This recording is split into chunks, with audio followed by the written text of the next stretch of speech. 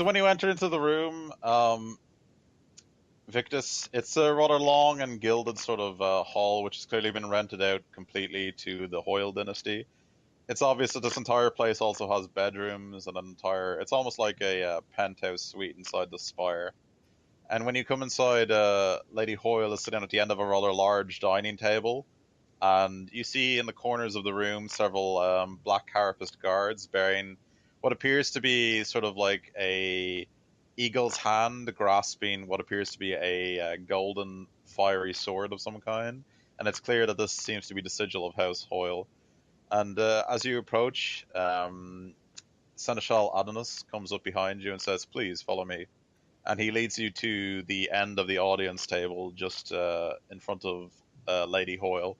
I say in front, but the table is a good 20 to 30 feet long, so you're quite far away, and you'll need to shout somewhat to be able to talk to her.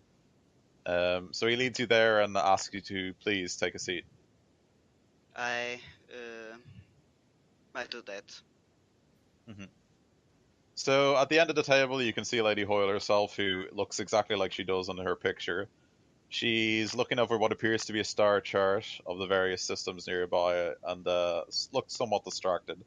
After a minute or two of complete silence, where she seems to be considering something and just swirling the AMSAC inside her glass with her robotic hand, as you can see there, or her cybernetic hand, she sort of looks up at you and says, Inquisition, I've not dealt with one of you for quite some time. You have aroused my interests. What brings you here? Uh, my Lady Captain Hoyle. What I've come to do is humbly request um, to be able to travel in your ship.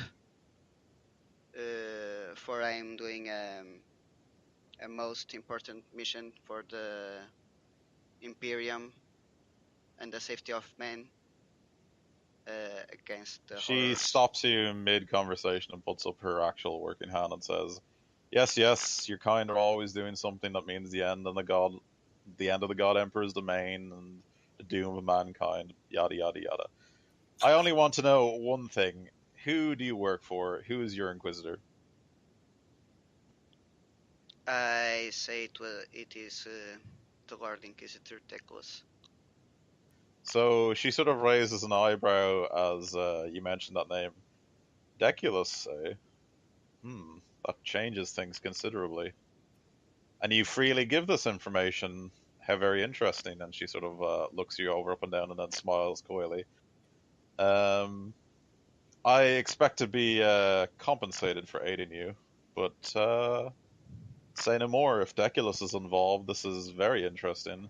She sort of clicks her glass again, and another sort of adept or servant of some kind, probably what looks like a master of arms of some kind, comes up and she whispers something to him. He slams his hand against his chest and gives a salute, and then walks off again and says, and then she turns to you and says, "I have ordered that the maiden be readied for passage. We only need leave at your convenience, of course." And she sort of smiles at you again and says, "Deculus, Deculus, Deculus, what are you up to?" And then she sort of gets up again and leaves the room with her long flowing cloak and armor without saying anything else. And Um, Adam, yeah. Before she leaves, I'd like to give a Mhm. bow and say, please know that I placed myself at your hands for the what's it called, for the welfare of our mission. She does looks like she's not even paying attention to you as she just starts to leave, and then Seneschal Adonis turns to you and says, "I believe the audience is over, my lord. I'm afraid Lady Hoyle sometimes her mind wanders, but you have definitely grasped her interest, and that can be nothing but good for the most part." Thank you. Um, I'll So, proceed immediately for the input of our ship. mhm. So he just turns to you and hands you a datapad and says, "This should give you clearance to board the Golden Maiden. That is the name of Lady Hoyle's ship. It will take you to wherever you need to go. such as Lady Hoyle has said, I'm sure she will honor her bargain. And he sort of looks at you for a moment and says, "We can discuss payment with your superior at a later date. Please proceed as quickly as you can. Things on Trier have become difficult." And he sort of trails off. Okay. Um, we need the data path to put the ship inside Her ship, yeah. her ship. It's like docking encryptions and things like that. Can we send it via Vox? Yes. Okay, I'd like to ask. I keep forgetting his name. Ficus, if he can send that to Boone and ask Boone to dock the ship.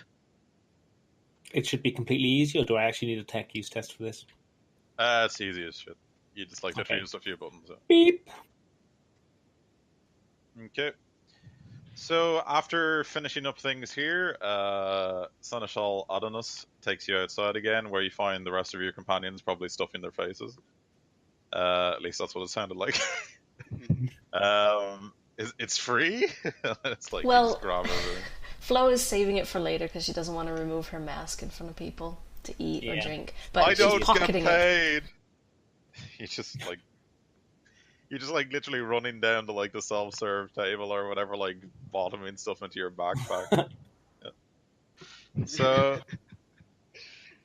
yeah, you seem to be done here. You've secured passage, though Lady Hoyle seemed more than unnaturally interested once you named Lord Inquisitor Deculus. You're not sure if they have a past, but it's obvious that she knows who he is. Yeah. So you're not sure if you're in good or bad hands. But she's the only one with the power that seems to be willing to take you there on pure credit alone. Good So enough for me. you guys head back to the Silent Justice. So you guys want to make for the Golden Maiden, yeah? Oh, I thought that. Well, my idea was while we were at Sanctum, Boone would take the ship there. Take the ship to you. There's no actual like landing pads, if you know what I mean. Oh, okay. Does Boone give a shit? That lands in the middle of the street. Yeah. Yeah. The ship is pretty big, you know. No, I meant like he'll take the ship to her ship, and we would walk with them. Her ship is in space. Oh, okay, never mind. We'll walk. No, those kind of ships very rarely, if ever, land. They're built in space, and they like only exist in space. You know what I mean? Die in space. Exactly. They never really land, George. It's very rare that like Imperial ships of that size land, if you know what I mean. They just have things called halo barges and like lighters that take people to and from planets. So yeah, you guys will have to travel up there on the ship. So you get back to the Silent Justice without much difficulty. As seems your disguise has held true. I rolled twice and they both all rolled shit. I rolled the average awareness roll and you did pretty well. So you guys get back to the ship. So do you want to head up right now, or is there anything else you want to do before you leave this planet? I call a meeting and I say, my fellow cadres, I think we have everything set in place. All agree? Agree. Okay. Yes. Unless there is time to search for my implants before we leave. You have a couple of hours. You could do one more inquiry test to try and find some, yeah. I'll make some Vox calls. I'll try to inquiry for them. Excellent, excellent. Laser clamp. Yeah. I'll reroll. You know, it takes like several days to implant. Yeah. But you'll probably have days on the ship when you get up there, Yeah. so... Laser clamp. He can do the implant himself. Did you account for all the availability and everything else? I rolled a flat. What's the availability? It was really hard. minus 30 here, I think. Yeah, it was minus 30. Can I Could bump that over? No, because you're already rerolled. Okay. So unfortunately, you do not get it.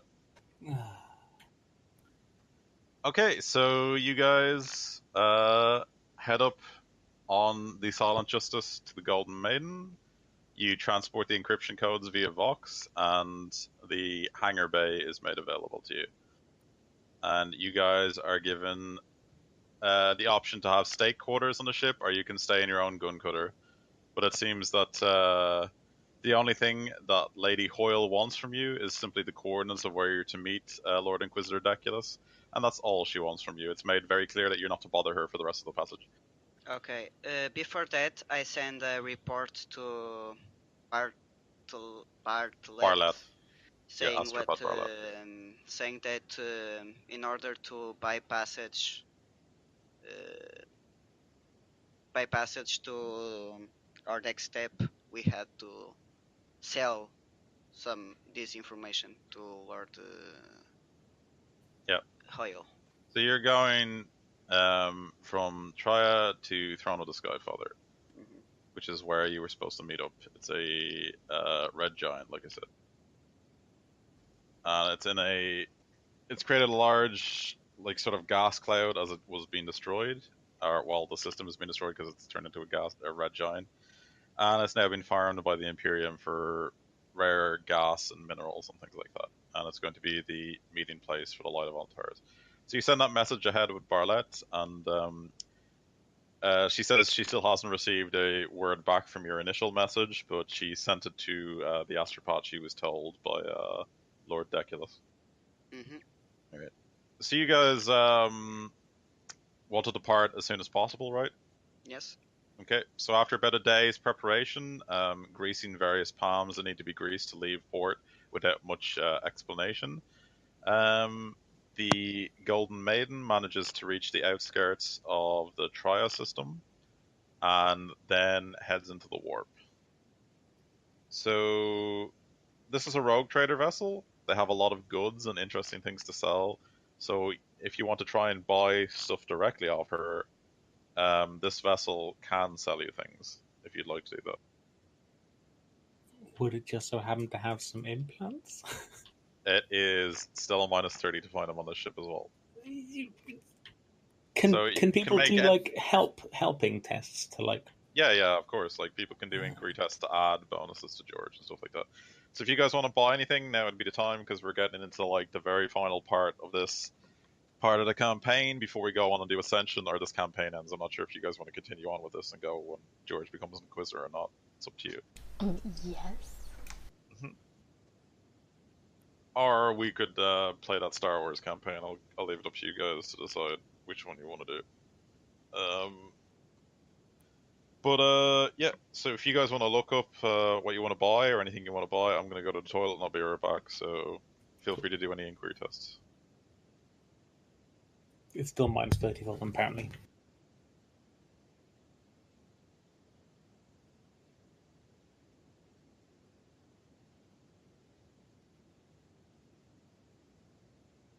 George, you have a 40% chance to get it at least.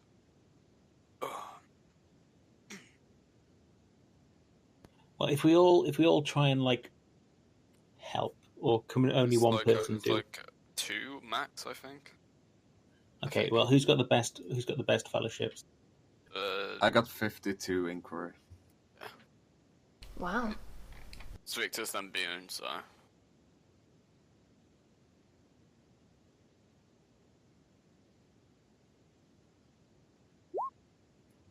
I bumped that over and I help. So that's a +10 for George. You Then. don't add the modifiers, Chris. What? In assisting, you don't add modifiers. You just roll what you would roll to see if you assist or not. Like Oh, so there's no -30. Yeah. You. Oh, okay, I do. You though. test your inquiry, yeah. Because if you search for it, then you would find it. You know, Yeah, like, yeah. what's the point of rolling -30 to see if you? Okay, pass? so it's 3.3 then. Yeah, I don't know the. It's just rules +10 for it. to it, I think. For George. Someone go look it up. I'm busy trying to find answers to shit. So it's a minus 20 now. I think he still said 30, but yeah, minus 20 because of the help. Mm-hmm. So 50%.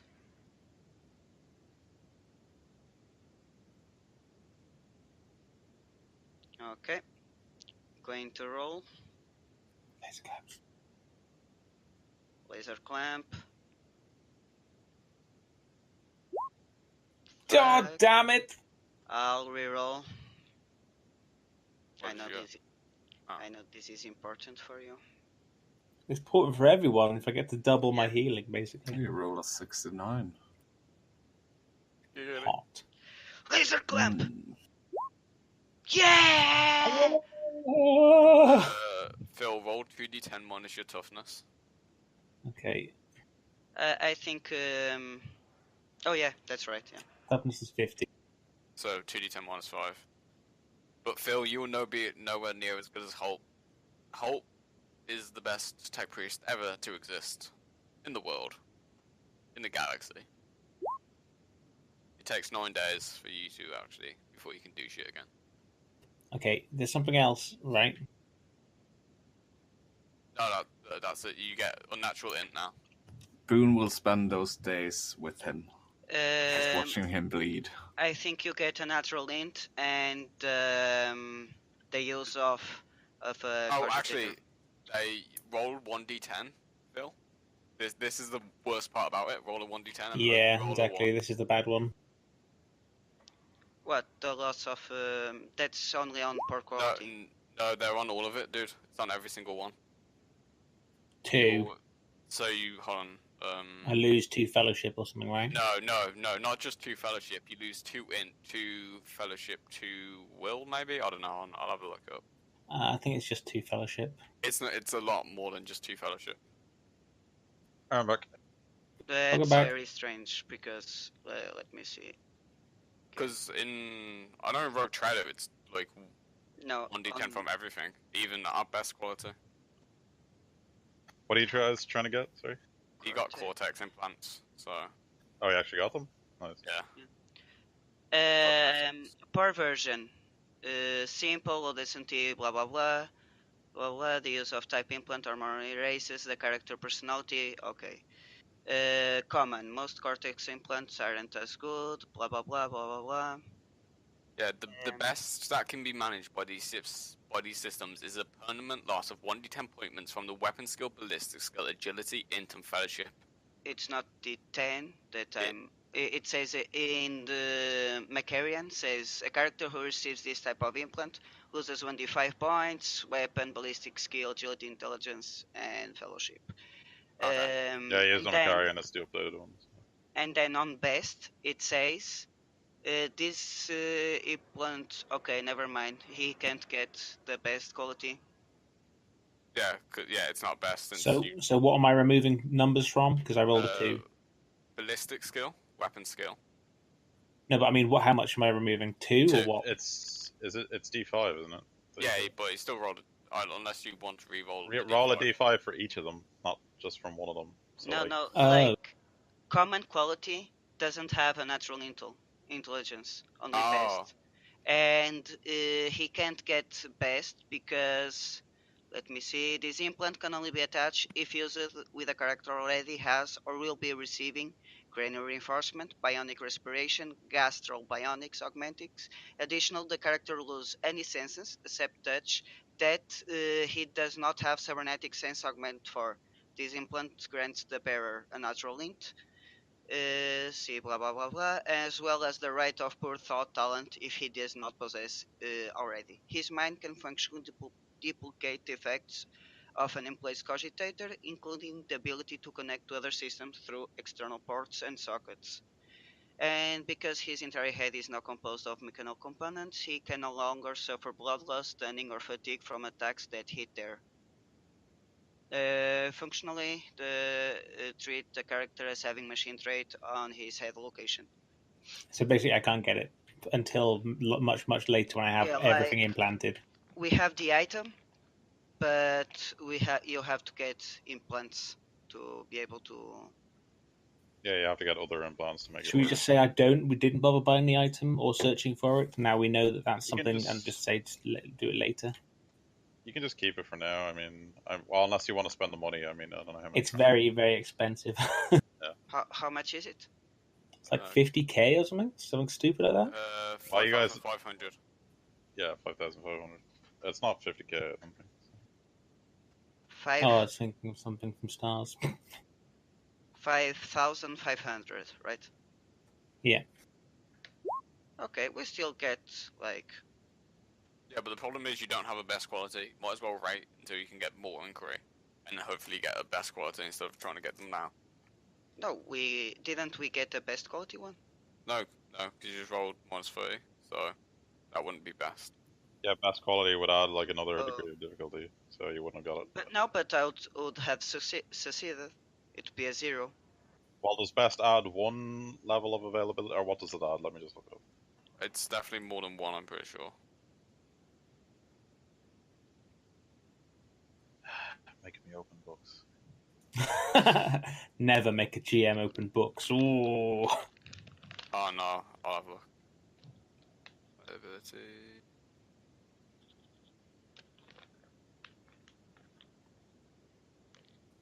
You need a best craftsmanship, right?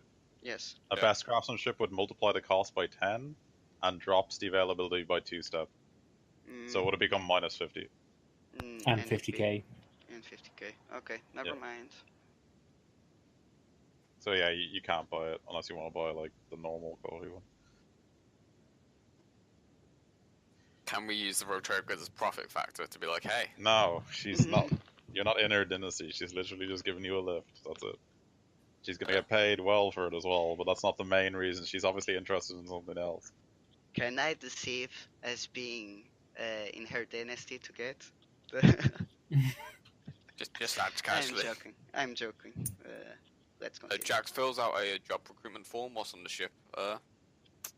So does anyone want to try and get anything else, or is that it? I just want some more bolter shells, really. Okay, let me roll for that. What do I have to roll? On this ship, there are below 100,000 people. What's their availability of bolter shells? Does anyone know? Oh, look it up.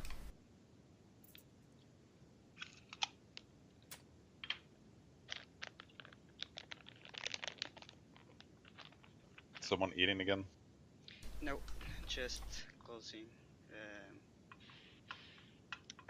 How do you say? Those plastic things that you can put stuff inside. Okay, Plastic there's- bag. Alright. I forgot the name. Forgot the name bag? Alright. The Yeah. noun bag. Alright. So, anyone know what bolter shells are now? I'm currently looking it up, but I'm probably not the fastest. I'll check. 1 second. Bolt. They're rare. Welcome back. I think. So rare on this planet is difficult, so it'll be -10. Understand. Okay. -10. Here we go. Yep. How many do you want? I can afford 18. 18 bullets. Do you want more?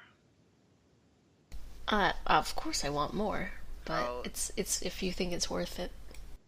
Like, you're the one, like, making the... Like, if you say 500, I'm going to say no, like... But tell me the number of bullets you need, and... It's 16 throne geld per 1 bolt shell. 16, not 20? It says 16 per 1 on this ammo thing I'm looking at right now. Okay, I've seen 20, but if it's 16 and everyone's okay with that.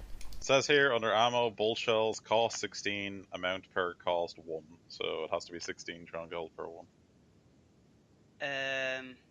On the Unless Macarian, You're buying something interesting. on the Macarian it says bolt 0.75 caliber, 15 per bullet, and 1 caliber is 20 per bullet.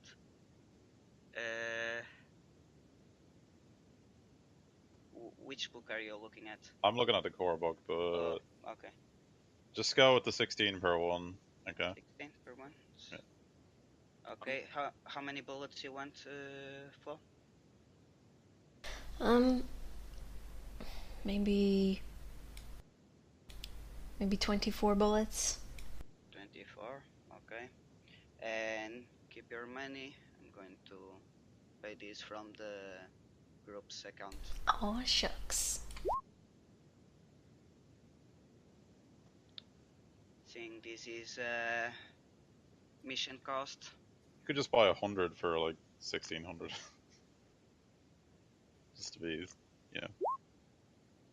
I'm curious, Warren, what weapons are these Nemesis weapons like? So, I mean, you guys can open up the things. You haven't even looked at the weapons, so you have no idea what they look like. Yeah, Handed was the only one who did. So if I you want to inspect open up them. the casket inside the gun cutter, yeah, sure. So opening them up, they all appear to be rather mundane, primitive weapons, and they're all melee of some kind or other. So Of course it is. they are basically inscribed swords, axes, spears that all have written in very high Gothic some sort of litany, which includes the name of Koros, that very long name I gave you before. Inscribed on the weapons. The weapons seem to be made out of a pure silver crystal material, and they're even touching them, you get a sense of power coming off them, if you know what I mean. So they're essentially just primitive weapons that lost the primitive quality and gained the sanctified quality, and they do particularly significant damage against Koros himself. Against other demons, they're basically just primitive weapons that have the sanctified quality. But against Koros, they're like poison to touch him, if you know what I mean. Essentially, they're like. Okay, with your loot. Essentially, they ignore all of his armor, his toughness, and they do like poison damage to him as well. With your loot, one sword into water and give Corals the water. Like, ask him if he Here, has. drink this. Are you Drink thirsty, this. Koros? Because I'm sure he's just gonna drink the tea you give him. Yeah. I'm curious. There isn't like some small throwing knives in there by any chance. There are daggers, yeah. If no one minds, I'll take. Basically, any primitive weapon of any kind you want, you can take one of them or like 5 of them if they're like throwing daggers or something. Do we know that we are the ones using these weapons, or we You just... don't know. You were just told to bring Okay, them. I say. Oh, okay, yeah. If we're not taking them just yet. Okay. So if there's nothing else anyone else wants to buy, after a few days, you guys, or sorry, a few weeks, about a week and a half, you guys make it to the throne of the Skyfather, since it's not very far away from Troia. You arrive there, and much to your surprise, you do indeed find that it is the Red Giant that you've been told of, or at least is recorded in Imperial archives. Though much of the system seems to have already been harvested by the Imperium. At least half of the gas giants and other things orbiting the Red Star that weren't destroyed when it expanded have already been almost mined to destruction by the Imperium. Most of the asteroids are barren and bare, but the whole place is, consumed in a red luminosity that looks quite angry and furious. But you find the Light of Alantaris, but the Light of Alantaris is not alone. You count no less than 8 other large ships, between cruiser to frigate size, which are also in a sort of a combat armada layout alongside the Light of Alantaris, and you can tell that something serious has gone on. So, Lady Hoyle asked that you, come to the bridge so that you can obviously show that, your intent that you should be here, so that this armada doesn't blow them up for trespassing, if you know what I mean. I go as quickly as possible. Mm-hmm. So, I guess you give her like your passcodes in Gloria to send along to Inquisitor Deculus, yeah. I ask to personally. Input them yourself. Yeah, like. Yeah. Yes, she says by all means, and then she just like screams at the box lauder guy to get off and allow you to do it. I like. Do you know like when I input the codes, I look back, seeing if they are looking at me. And Yeah. You got a cloak, you put it over the thing, and you hide under it, and then you do. Yeah. So you input the codes. Yeah. Yeah. Okay. After a few tense moments, when at least two large frigates come alongside the Golden Maiden, which is literally just a strike vessel, so it's not very large in comparison. Your codes are eventually accepted, and you're informed that Lord Deculus wants to see you on the Light of Alantaris immediately. hmm I return to our gun cutter and Mhm. attack the ship. Attack the ship. No. All right. Give me a sec.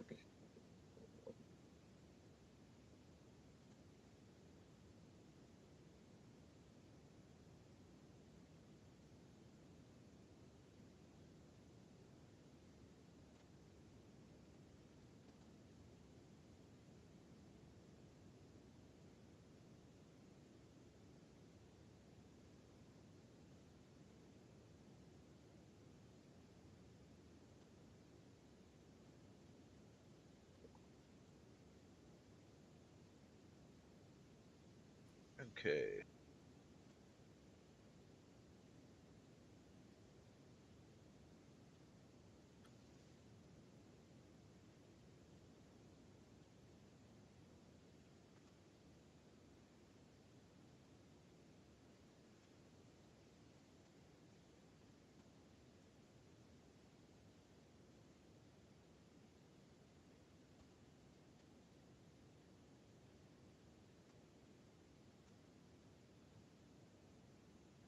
All right. So you guys dock back on the Light of Alantaris and are eventually ushered into the study again, which you guys are quite used to.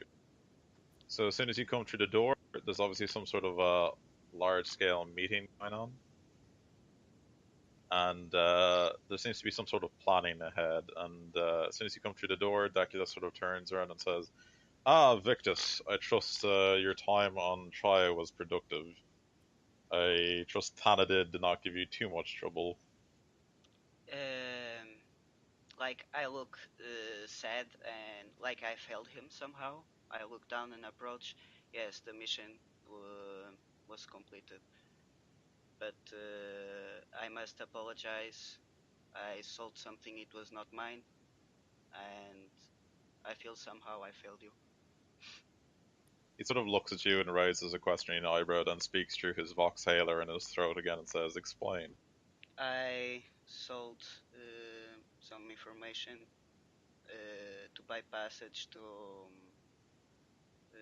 this place, and I sold the that I worked for you, um, your name to Lady Cecilia Hoyle.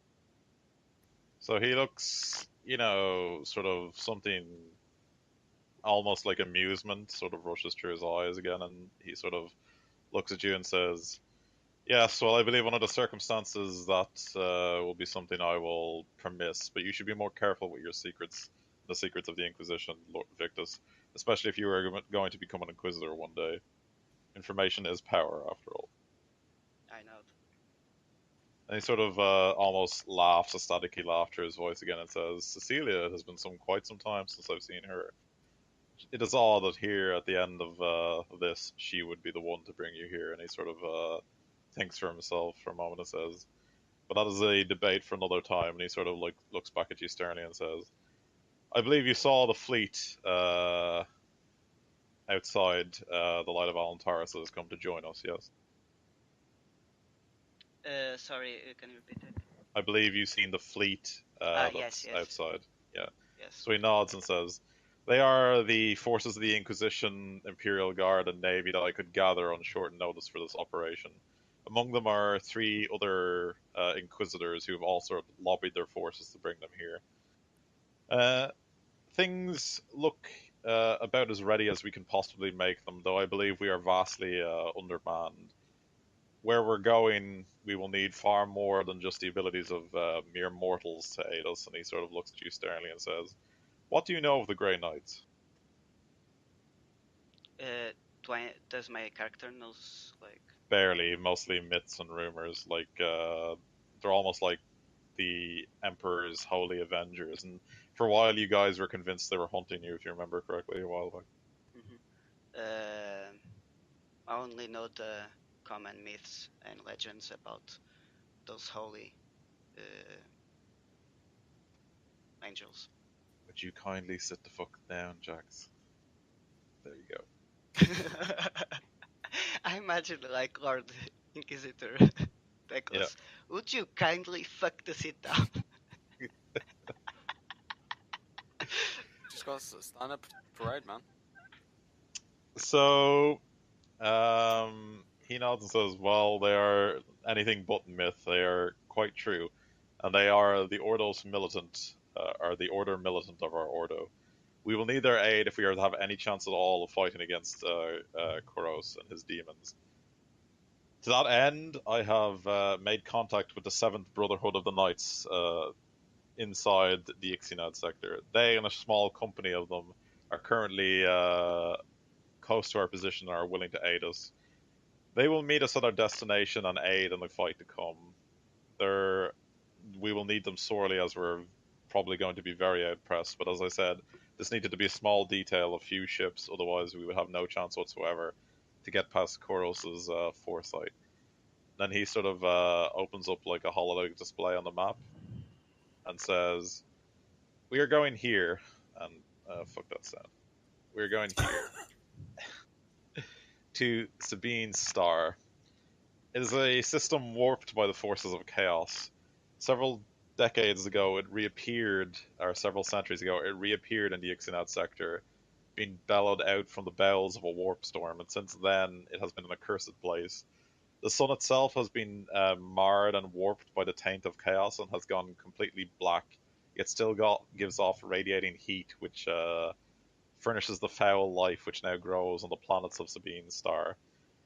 I believe that this is where Koros has fled to complete whatever plan it is he is attempting, or whatever ritual he is performing, which darkens the Astronomicon in this sector of the Imperium. All sources and all of our psychers feel a great tense pulling in their minds that is drawing them to here, and this emotion through the warp, this ripple, is growing stronger every day. This is where I have sent the Grey Knights to meet with us, and already their strike cruisers have begun the assault into this system, but they are hard-pressed and need our aid. As soon as you've arrived, I've already ordered that the fleet should make preparations to warp, and we have already begun travel. Once we get there, we'll need to find whatever darkened world Koros has decided to hide himself on, and hunt him down and destroy him. The fate of the entire Ixinad sector rests on this vessel, but on this voyage. But I do not expect that many of us will survive this. You have done your duty admirably, and know this: we're coming to the end of an epoch for the Ixinad sector here, and if we survive, you will all be lauded as heroes of the Imperium, though no one will ever know what you truly did, except those of the Inquisition."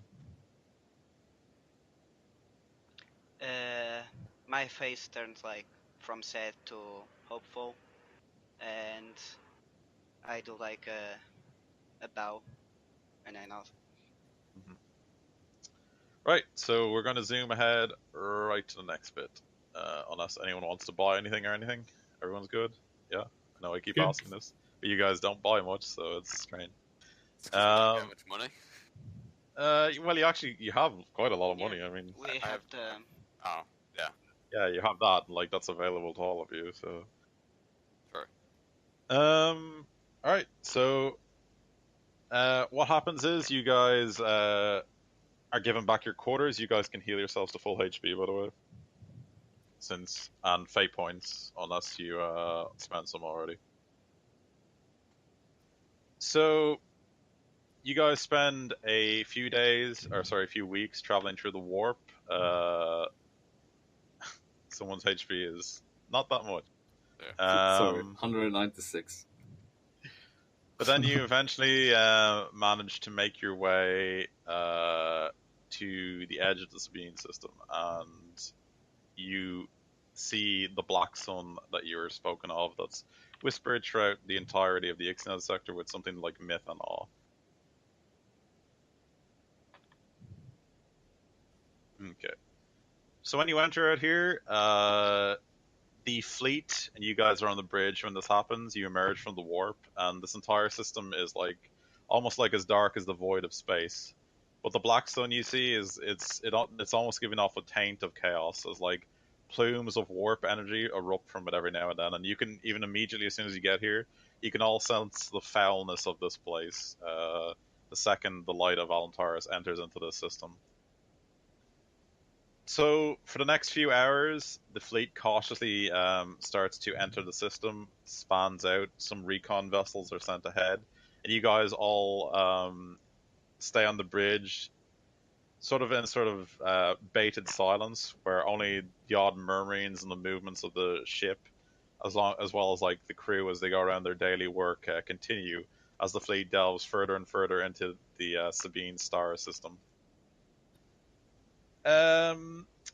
Eventually, after a few hours, the recon vessels return word that they've managed to ping the locations of what they believe to be the strike cruisers of the Seventh Brotherhood of the Grey Knights around what appears to be a warped and frozen moon at the very edge of the at the very edge of the corona of the dark sun, which, even though it gives off heat, is almost deathly cold compared to other stars. And it appears that where they've tracked through their prodigious psychic might Koros' position to this frozen and desiccated moon, and you've made contact with them, and apparently they're hard pressed on the planet by demons, and they're immediately requesting reinforcement. But they believe they've located the lost, forgotten rune where Koros is conducting his experiment. So, you guys... Why? You guys make your way... You guys... Way to ruin it. You guys continue on. The vessels continue plumbing their depths until they get to there. And eventually, just as you're outside of it, a large warp storm begins to erupt at the center of the star and sort of escalate outwards. Much to all of your horror.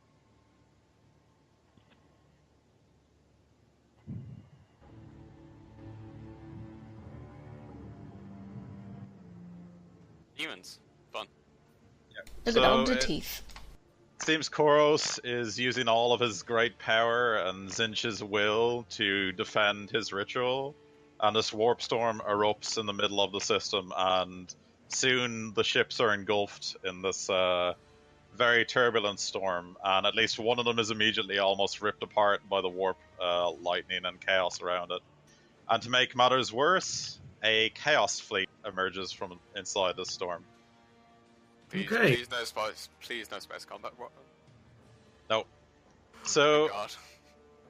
the fleet immediately goes to engage the few chaos ships which assault you, while the Light of Alantaris and a few of the other carrier ships make a break for the desolate and no-named ice world where Koros is conducting his experiment.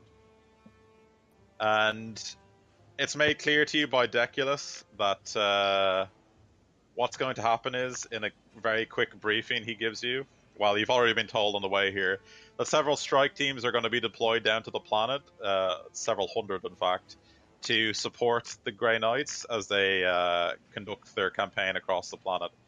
You yourselves are also going to be deployed to reinforce the Grey Knights as they fight along the planet. And you're going to try and make for the Citadel, or runes, where Koros is conducting his ritual. So because the place is being embroiled by a warp storm, and it's impossible to get a clear reading, you can't be teleported down, and travel by shuttle is too risky. So there's going to be a mass deployment via drop pod by all of you. So you guys are basically the linchpin of this plan, and Deculus trusts you to see it through. So he has entrusted the Nemesis weapons to you, and you alone. Okay? Right. So, basically, if you guys look in the core rulebook, you can get any primitive weapon like a sword or whatever, but it will basically have the mono quality, and it will also be sanctified. Okay, so you can choose any melee weapon you want, and you get it automatically with those qualities. Okay, you can choose one of them if it's a normal weapon, or if it's like daggers or something, you can take 5 Trine daggers. So it has to be primitive melee, right? Yeah. Yeah. I can't take a bow and arrow. No. Oh yeah, then I take 5 throwing daggers. Which page? Page 140 of core. Here, let me check. Actually, you know what? I'll take 5 throwing spears instead. Yeah, you can do that. They're like javelins. Yeah.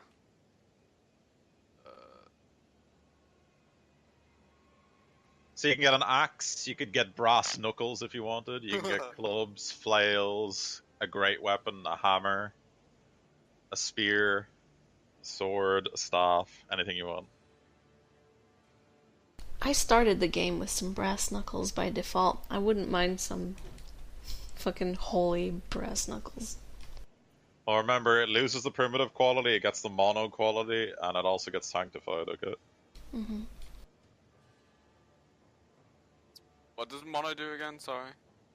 It adds some penetration and damage to the weapon, and it makes it lose its primitive quality.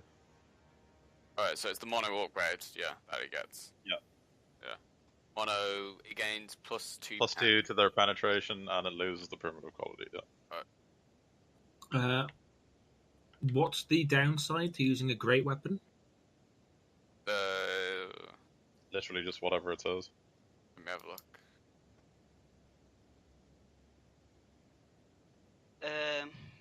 Great weapons, they're unwieldy, so you can't parry with them. Yeah, you can't parry with them, and they're two-handed. Yeah. Still dodge, though. Yeah, I think I'm going to go for a great weapon. Great hammer. Okay. Mm-hmm.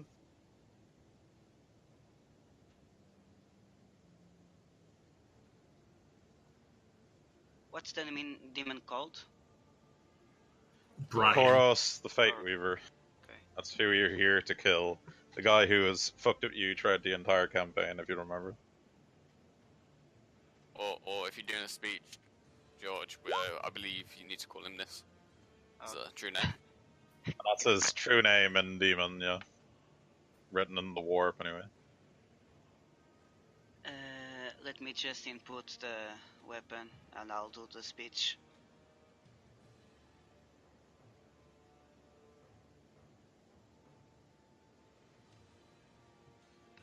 Great weapon. Mono.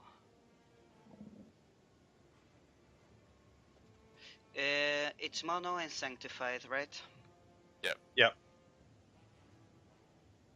It also has a special where it's particularly lethal against Koros. Against other demons, it just has those base qualities.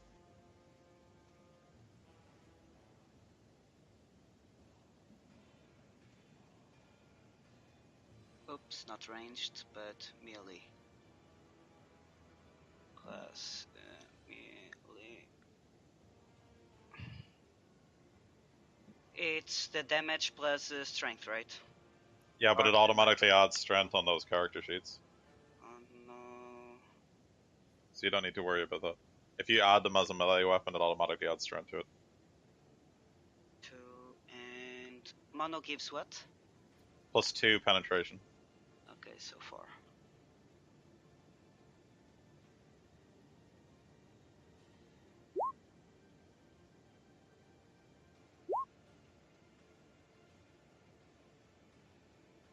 Okay, set. Type. Let's just check what type it is. I think it's rending. Yeah. Yep. Or impact. Great So, weapon. Rending. Okay. you guys break out the weapons, which have been specifically designed to kill Koros at great expense for you guys over the last few sessions, like the last 8 sessions of this campaign.